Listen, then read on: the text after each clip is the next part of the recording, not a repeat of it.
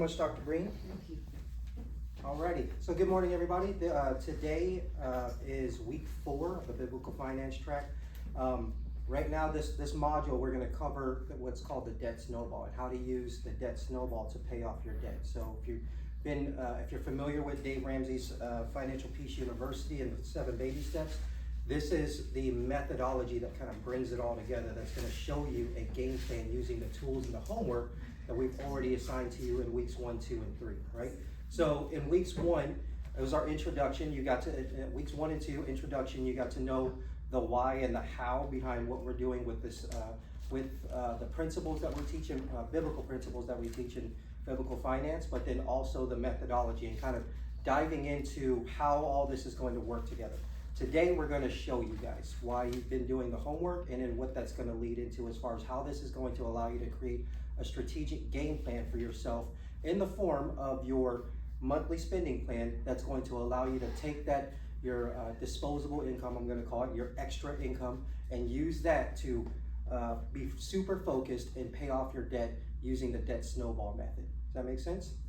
All right, so let's talk about these 7 baby steps. Just as a refresher here, you guys have this in your folders and it's a printout, but what does this actually mean? So I'm going to give you guys some context over the course of this semester, continuing the course of this semester. You're going to get more elaboration on what these baby steps mean as we progress. And so we're doing this in the chronological order of baby step 1.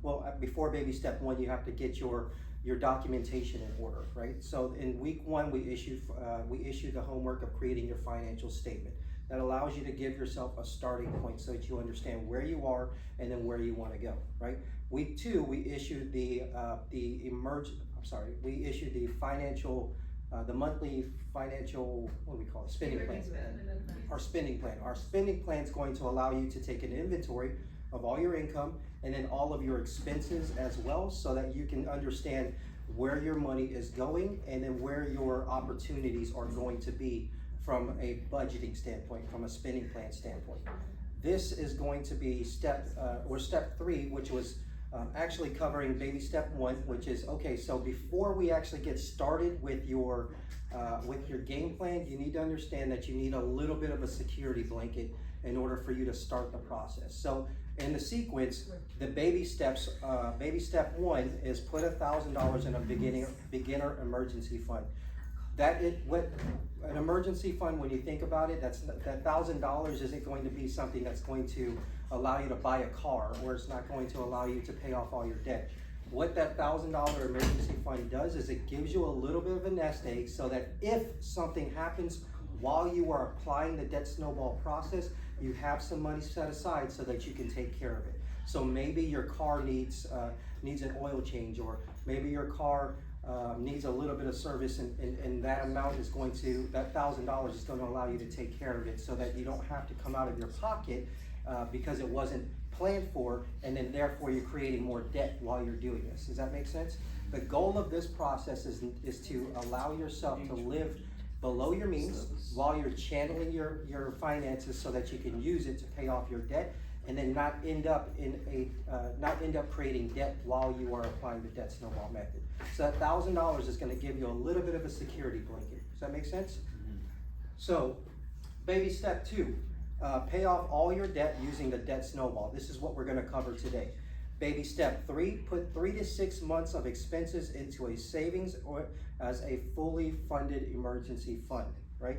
So what that means is that is your bigger emergency fund when you get to that step to say, okay, so you will, through this process, you are using your $1,000 starter emergency fund to take care of any little things along the way that may pop up and surprise you. Yes, sir. I just want to, I know it's $1,000, but I was like, we watching Dave Ramsey the other day, and he said that because inflation and everything, that $1,000 can be a little bit more depending stuff, because now when they make this, the first time was in 2012, and now because of inflation, like Dave Ramsey was one of his videos saying like that $1,000 can be a little bit more depending with inflation prices. Very, very good point. So things cost more now, right? And so that $1,000 has been kind of the standard. On your unique game plan, we can talk through how much you need to have in reserve. But the goal target for this, for what we're starting with right now, save $1,000 fast, right? And that's what Ken and Soraya talked to us last week about, was how do you find opportunities to save up $1,000 quickly so that you can really start to apply the debt snowball process, right?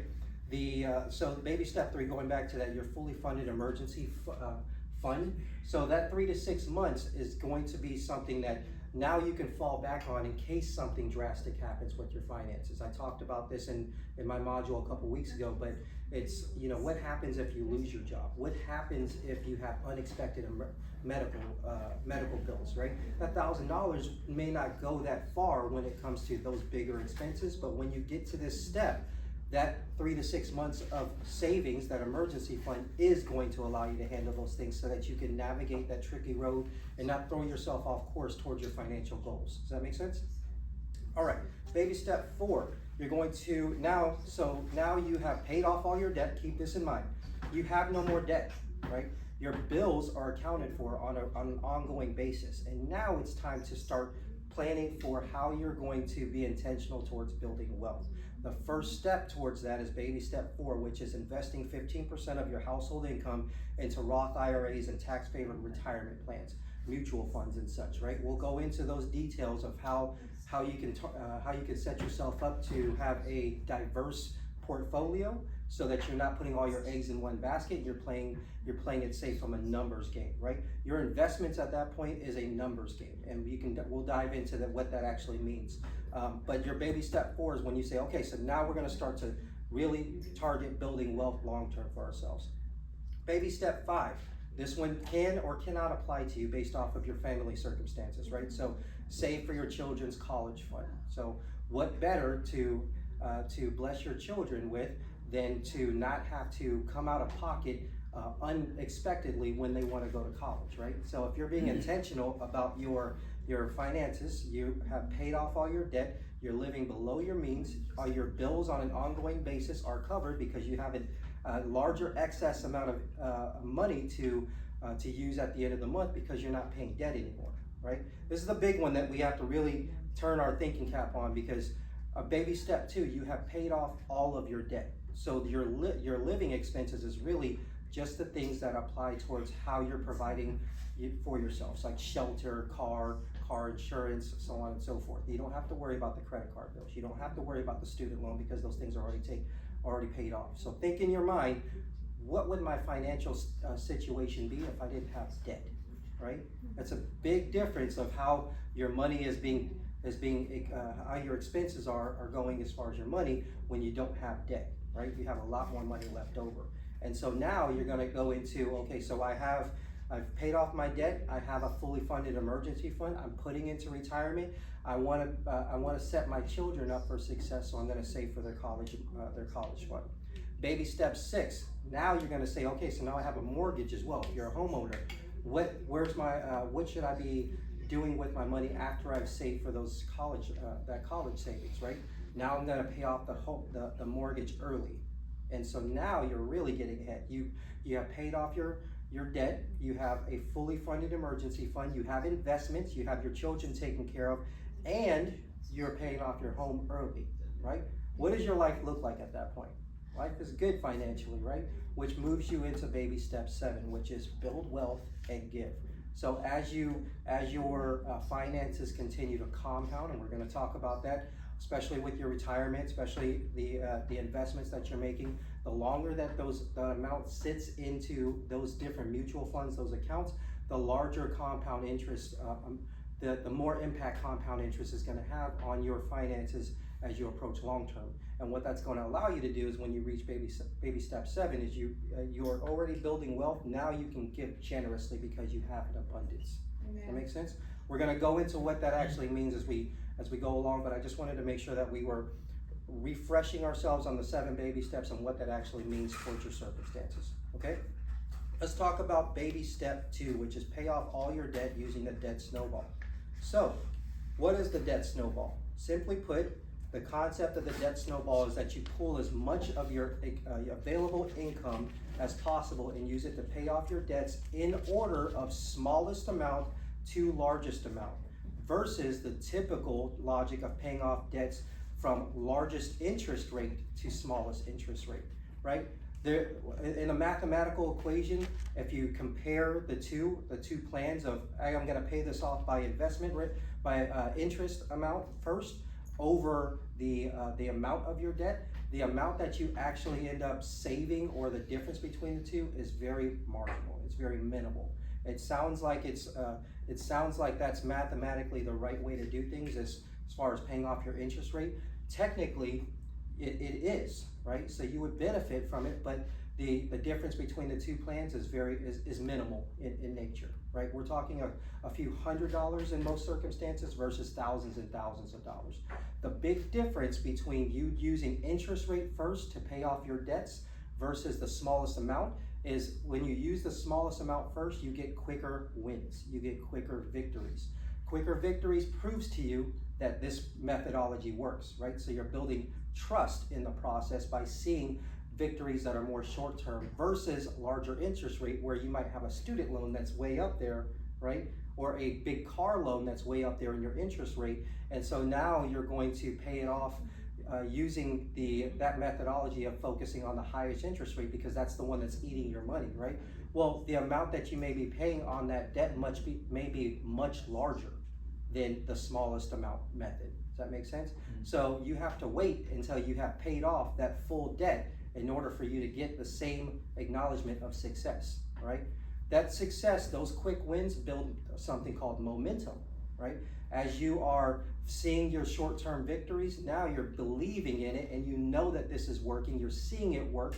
You're tangibly seeing your debts being paid off, and you get excited about it. Statistically speaking, you are more prone to follow through with your game plan if you see short-term victories over a game plan that takes you a long time in order to see the first victory. Does that make sense? Because what if your largest interest rate takes you 3 years to pay off, right? That's 36 months of you being diligent following this game plan versus maybe 8 months, 6 months of paying off your first debt, right? The quicker you can achieve success, the faster you're going to believe in the system, and the more likely you're going to continue to be consistent using that methodology.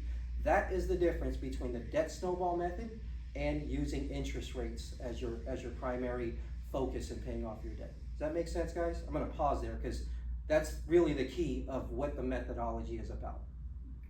Anybody have questions? So, also, by you paying off one of the more easily achievable debts to get paid off the smaller ones, that would also then free up the money that you could use towards. Yes, that's exactly my point. So we're gonna move into, that's perfect timing. We're gonna move into here in a minute what that actually means from a snowball method, right? So the idea that you're describing is, hey, once you pay off that small debt, you're gonna use that to roll right back into the next debt that you're paying. And as you can understand, the smallest debt rolls into the next one, rolls into the next one, rolls into the next one. So the visual is that your money continues to grow in the amount that you have to pay off your debt. And that's a snowball, right? Snowball's rolling downhill. It's gonna keep picking up money as it goes along until you have a bigger amount that you're just smashing your debt with. When I talked about how my wife and I have been able to pay off over $130,000 in the last 4.5 years, that is what I'm talking about, right? We saw short-term victories, and then we used that money. We didn't use it and say, hey, that's back in my pocket now. Now we have more lifestyle that we can live so we can go spend on stuff that we don't have. No, we stayed focused, and we said, use that and pull that in with the rest of the money, and then pay off the next debt. And as your amount grows bigger of the amount that you have available to pay off debt, you'll notice that you're able to pay off much larger sums of money all at once. And then before you know it, you're paying off thousands of dollars every paycheck, every month.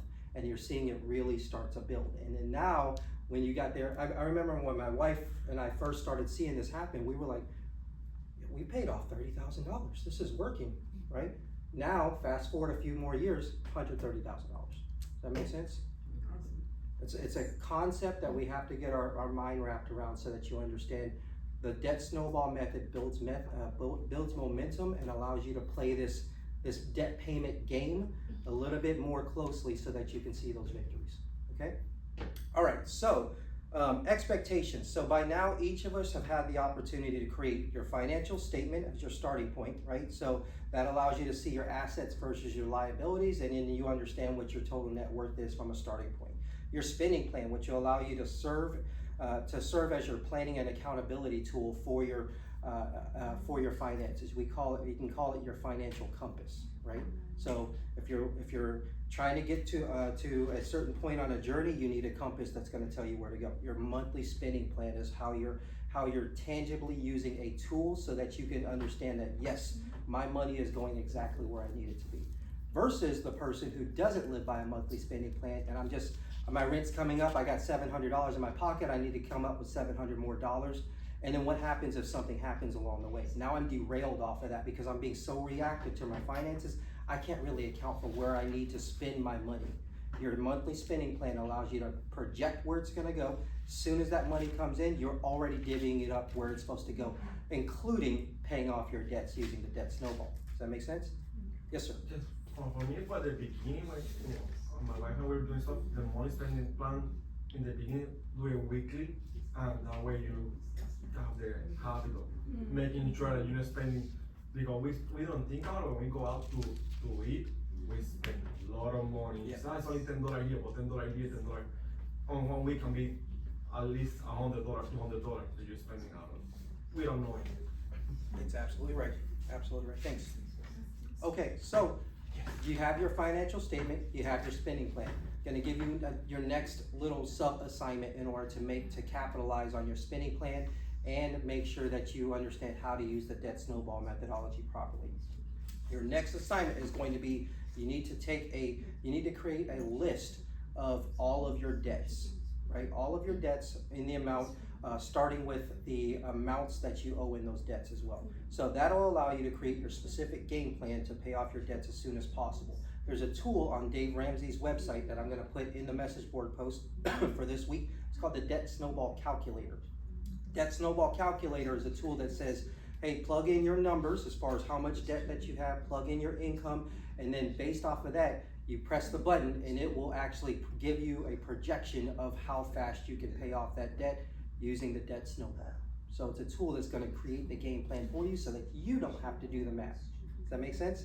Awesome. Very good tools that we have here. So with that being said, let's talk about the Debt Snowball method. So it starts with this. Step one is pay off. You're gonna use the Debt Snowball to pay off all your debts in order of the balance amount. So again, refresher, smallest amount to largest amount. If debts have the same balance, put the debt in with a higher interest rate first, right? Because obviously that's the one that's being more impactful in a negative way towards your finances. So if I owe $100 on 2 different credit cards, I'm going to look at the credit card that has the higher interest rate, and that's the $100 that I'm gonna put into that one as soon as possible, right? And then you tackle the next one, which is the lower interest rate. All right, next note here, focus on paying off one balance at a time in order of smallest to largest while still making the minimum payments on all of your other debts. That's the catch, right? You don't want to stop paying on all those other debts because now you get yourself in a much stickier situation with your finances, meaning that now you're overdue, now collection agencies are after you, so on and so forth. What this means is, say I have 3 credit cards that I need to pay off, right? I have them listed in the amount of smallest to largest amount of debt. And so I understand that I have to pay minimum payments on every one of those cards regardless of how much I'm putting towards one, right? So I'm gonna use all of my available income and I'm gonna attack credit card number 1. But credit cards 2 and 3, I'm still making the minimum payments on them to keep them at bay. What that's doing is it's chipping away at it as well, right? You're keeping yourself up to speed with not having those debts fall to the wayside, so they're in order, right?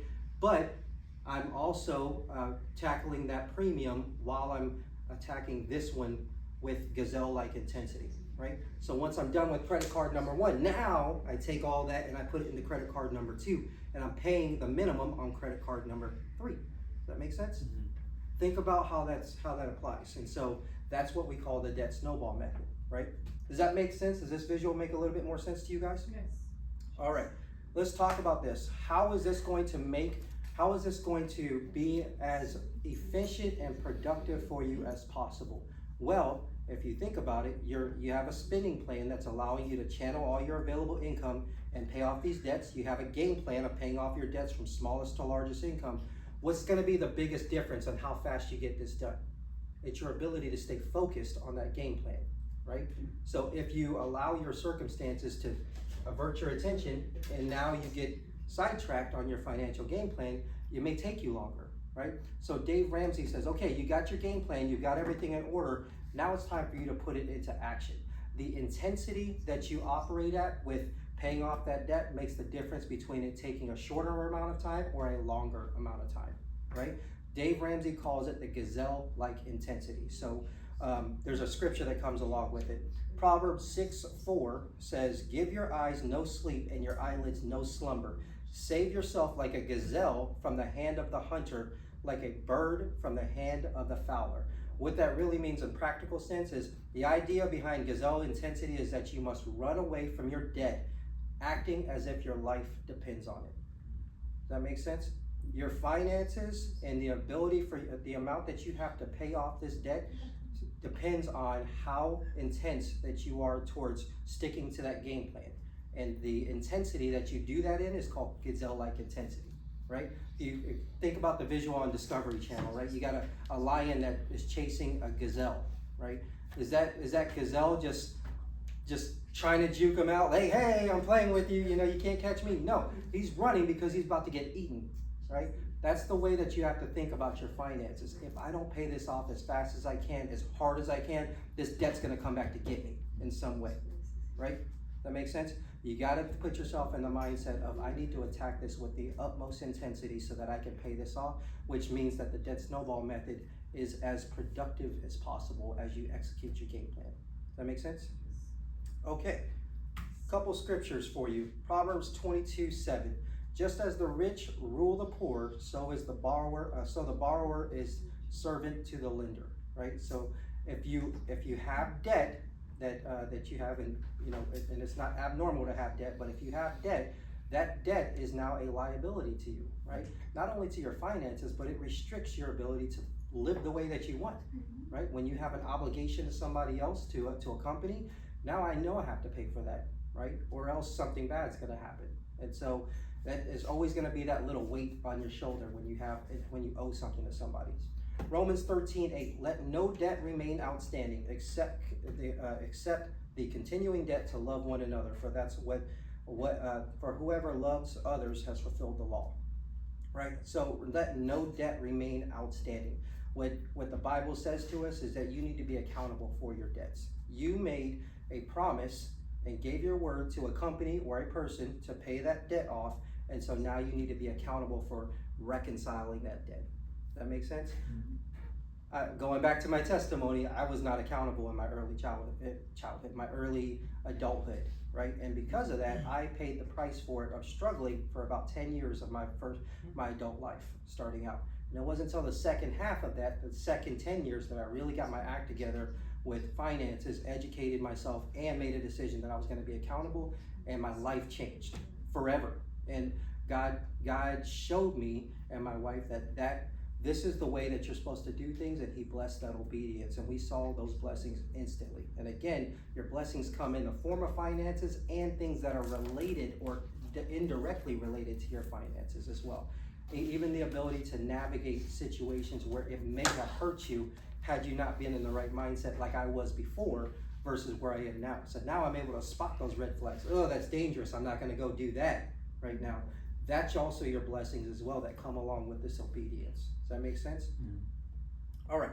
So here's what it really comes down to. When I get out of debt, this is what being debt-free means to you. You'll have less stress, better health, and relationships. It is from studies, it is statistically proven that having a good financial situation is good for your health. Think about it, right? That sounds obvious, but if you're stressing out all the time over how you're going to provide for yourself, then that stress is always going to eat away at you. And so that stress becomes a weight that's on you, and you end up with the salt and pepper effect here, where I got more gray hairs than I did, right? Now, second, invest and grow the money saved from monthly debt payments. That's what you're gonna do when you get out of debt. So now you're able to put money into work for you so that you can build wealth. When I get out of debt, I will grow my net worth, meaning that I'm gonna take care of my family and also leave a legacy, because your legacy isn't just the inheritance that others that you leave behind for others. It's the lessons that you poured into them so that you can help to bless them with the same knowledge that helped you throughout your life. And really, when somebody thinks about you, oh, Darrell left me $1 million. That's great, but I squandered it away. I squandered it away, right? My children squandered it away. How often do you hear that happens? It's because the legacy that the parents actually left them was not what they instilled in them. It was, their legacy was just monetary, and that goes away quickly, right? Especially if your children don't have the right mindset towards how they're going to use that inheritance to build on it. I heard a statistic before, only 2% of inherited wealth is actually increased. That's true. Yeah, wow, right? That means that 98% of people that inherit wealth squander it away. Because the legacy that those people left them did not teach them how to take that inheritance and make more off of it. Be a part of the 2%. And I gave you guys the statistic, 98% of the country doesn't live by a spending plan. You're already a part of that 2% by being here, by being intentional, by putting this into effect. Now, as you do this, you're going to build belief, you're going to build knowledge of how to do this, and your responsibility is going to be to share that with others, specifically your family. So your legacy is not only what you leave with people, but it's what you leave in people. And that is the bigger legacy. Honestly, that's what my wife and I get excited over. It's raising our children and understanding that this journey that we're on is something that they're witnessing to.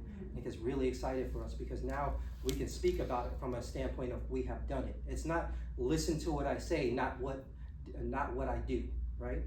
It's, yeah, we're doing it, so listen to what we're saying because it's proven that this does work.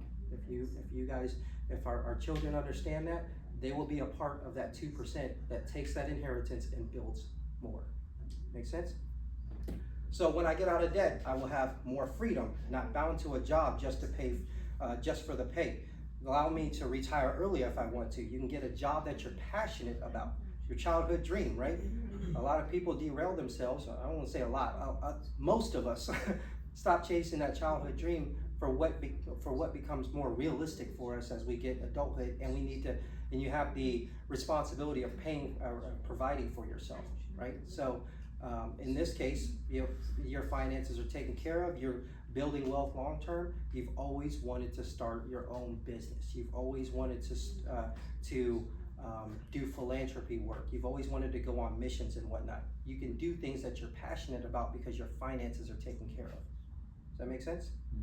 Last but not least, when I get out of debt, I will give above and beyond tithing and joy, and I'll have joy in giving generously. So think about that in reality, right? Your finances are your monthly expenses are covered. You don't have debt. You have a large nest egg for an emergency fund. Excuse me. And you've also have money that is building wealth for you as well. And so now you have very minimal expenses and a large amount of wealth as you get to the point where you're going to start taking out of your mutual funds and whatnot to start living your lifestyle, right? And so now you have an abundance of money. Well, what are you going to do with that money, right? Money gives you the ability to make decisions. It gives you options versus it restricting you because you have all these obligations, right? So now, if you have, say this, if you have very minimal expenses and you have $200,000 a year coming in that you know is going to come in year after year, you're a lot more giving and generous to those that will need it. So think about it in the church, right? One of the kids or somebody wants to go on a missions trip to go and bless others through ministry, and you can't go, but I'll fund you. And you need $500, boom, I got you, $500. And you're able to do things like that because you have it and not even miss that money. That's where this is going, right? And that's what you'll have the opportunity to do. So imagine all the wonderful things and memories you could do if you have no debt.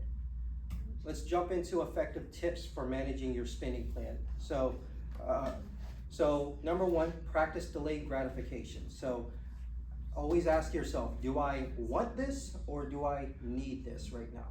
The delayed gratification is when you say, I just want it. It's not a need, so I'm gonna get it later when I have it, right? That's delayed gratification versus immediate gratification where you're just like, I gotta have it right now, I don't care what it means. That's somebody who's not educating themselves on their finances, that's undisciplined, and ends up building themselves into a bigger debt hole instead of working in the productive way, which is paying off your debts, right? Number two, live below your means and avoid status symbol purchases. So keeping up with the Joneses. Doesn't matter what kind of car that you're driving, right? What really matters is how that type of car is allowing you to stick to your financial game plan. I'm gonna use this quick analogy right now. My wife and I have have an SUV that is our family car that we use on a daily basis for everything. We also have a second car. It's my wife's very first car that she bought for herself. It's a 2007 Mazda hatchback, right? 4-cylinder, the thing still runs great. The body will fall apart before that engine stops running. That is the car that I use whenever I have to go to the, so my wife and I live here in Orlando, but we work out of our Tampa office. So every time I need to commute back and forth to Tampa, I'm taking the most fuel efficient car, right? And I don't care what it looks in. But by status wise, you would think for the accounting firm we work for the role that I play, the position I have, the staff level I have, people would expect much more out of a status symbol like my car. I mean, but I come driving in my little Mazda 3 hatchback that has rust on the top, and they're like, what is Darrell doing driving that car? And it's almost like a little joke to me, right? I'm just like, you guys have no idea. Like, we're building wealth. We paid off $130,000. This is what this car means to me. So while you're judging, I'm sitting there like, you guys are not educating yourselves because I see you driving the car that you can't afford. That's now. Right? Yeah. So versus me being in the situation where I had to drive that car because I had no other choice. Does that make sense? Yes, sir. Oh, I'm sorry. Yeah, I thought you were raising your hand. Thank you. Okay, so next up, follow a financial principle. So you're just having baby steps. Financial literacy, practice practical knowledge of money and knowing your net worth, right? So you're gonna continue to build on your financial education and you'll never stop. It doesn't matter if you pay off your debt, you're gonna be so invested in upskilling yourself and your education with your finances that this becomes a way up that you just operate. You never stop learning about how to be better with your finances. Don't be embarrassed to use coupons, look for deals, or ask for discounts, right? Those are ways that you can cut your expenses so that you can use more to pay off your debt using the Debt Snowball. Lastly, identify your spending challenges. Remember those questions that I asked everybody if they apply to you in week 2, whereas like I avoid talking about my debt because it's a sensitive topic and it's so ugly that I just don't want to deal with it. Those are the spending challenges I'm talking about. I often treat others to nice things even though I can't afford it. You got to identify those things that are vulnerable spots for you as an individual and correct them so that you can stick to your game plan. Last but not least is addressing the spending challenges. So this is what I'm going to focus a little bit on here in the last closing minutes. Start by getting a handle on where all your money goes. Track your spending for a week and a month to see how much you're spending into different categories. That's what your spending plan allows you to do. You have a projection of where your money's supposed to go, but you're going to track how you actually did at the end of the month, and you'll see the difference is going to be, did I stick to that game plan for this category or did I overspend, right? And then your note to yourself is, okay, so I overspend. Why did I overspend? And that allows you to make a correction. That allows you to make the adjustment. On your spending plan, it's called your budgeted amount. That's your projection versus your actual amount. How much did I actually spend? And then there's another column called the variance. That's where it's going to show you how much of a delta you have between those two amounts. If you spent less, that's a good thing. But if you spent more, it's a bad thing, right? Now you can acknowledge the adjustment that needs to be made at the end of the month. Maybe that budget wasn't realistic, but maybe it was, and you just ate out too much. Okay, I gotta cut back on eating out. Next, ensure your spending plan continues to be current. So you have to make sure that you are just a set it and forget it when it comes to your spending plan. You always have to check and make sure that these amounts are accurate and that the amounts that you're spending towards them are tracked as well. That way you can always make sure that you have the latest and most accurate data for yourself so that you can make decisions on how you need to spend your money moving forward. Decide how much to spend. So you need to set a weekly spending limit based on your spending plan for small purchases that add up and keep you from achieving your aspirations with your goals. So if you're eating out too much, is that taking away from your ability to pay off your debt, or is it giving you the ability to pay it off faster? It's taking it away, right? Because you're undisciplined towards how much you're eating out. That's a quick fix. I just need to buy groceries and eat at home versus eating out, right? And then last but not least, don't accumulate more debt while you're using this method. So the worst time to borrow is when times are bad. If there's a recession, you lose your job. If there's if there's a recession and you lose your job, you don't want to have a bunch of debt that carries along with it, right? So now you don't have income coming in that's reliable, but now you also have more debt than when you started as well. That's more stress, that's more pressure on you to pay that off.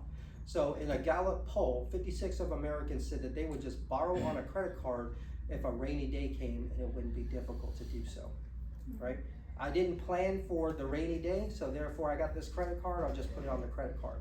Well, yeah, it wouldn't be difficult because credit cards are issued to anybody that meets the criteria, but that doesn't mean it's smart. What would actually be difficult is making those payments, even if the debt you have means that you don't have a job to pay it off. Does that make sense? So think about that. If you don't want to continue to build more debt as you're trying to pay off your debts, because if something happens, now you're in a worse situation than you were before.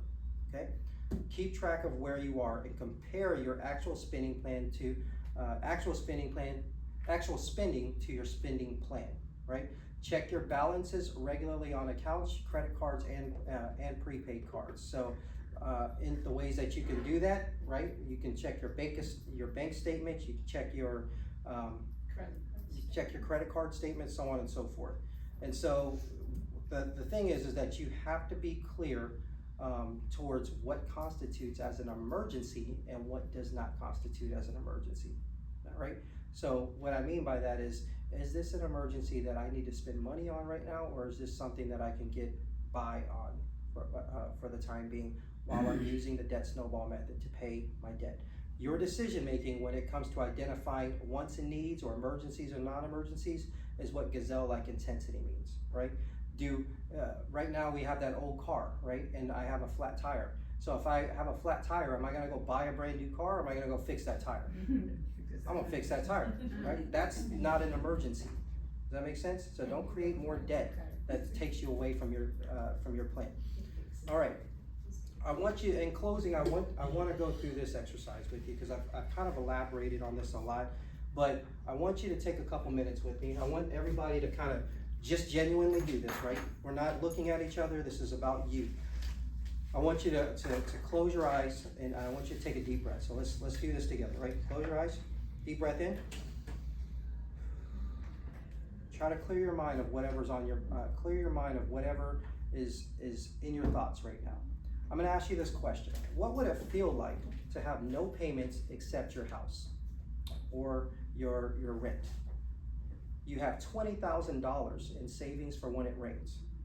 It will rain, and you're going to need an umbrella, but the catch is that you have all of your expenses that are accounted for. So you've paid off all your debt. You have $20,000 as a nest egg, just in case something drastic happens. Your house is on the road to being paid off. You are saving for your kids' college expenses. You are also building wealth long term because you have investments that are diverse, that are allowing you to say, yes, I have a game plan and I actually put that into effect, and I'm creating wealth for myself. So I know this is happening. Think about what that means to you. What are the emotions that you have right now of knowing that your debts are paid for and you're building wealth and your finances are in good stance? Are you stressed out? Where is the stress that you had before when you were over your head in debt trying to pay this off, right? There's a drastic difference between how you felt then versus how you feel now that your finances are in good standing. Okay, you can open your eyes. That feeling that you guys have is your why, right? Remember when I said your why has to be personal to you? That's the why. That feeling is what's going to allow you to take a gut check when something tough happens and you say, no, I want that. I'm gonna attack this with gazelle-like intensity, and I'm not gonna let this little distraction take me away from my game plan. That's what we need, right? Those emotions that you have are what you're aiming for. Every one of us has something different that we're striving for. It's gonna take you there, but that why is personal to you, and that's your calling to pay off your debt. And as you are succeeding with this, you will have a responsibility to share that journey with others, namely your family, because people are watching whether or not you acknowledge it or not. They're watching by your good example that they want to copy it, or they're watching for your bad example to justify why they make bad decisions as well. Break those generational curses. Amen. That is what makes the difference between the legacy that you leave for your children and the legacy that you don't leave for your children. Does that make sense, guys? Amen. That's what it's going to come down to. We are going to show you guys and work with you one-on-one if you need any help towards identifying how you're putting this together on your spending plan, and then also putting this into action using the Debt Snowball method. If you need any help with this, we have tools and resources for you, but you also have us as resources where we can look at it from an unbiased third-party perspective and help you to think about if you're doing this the correct way or not. That make sense, guys? All right, God bless you.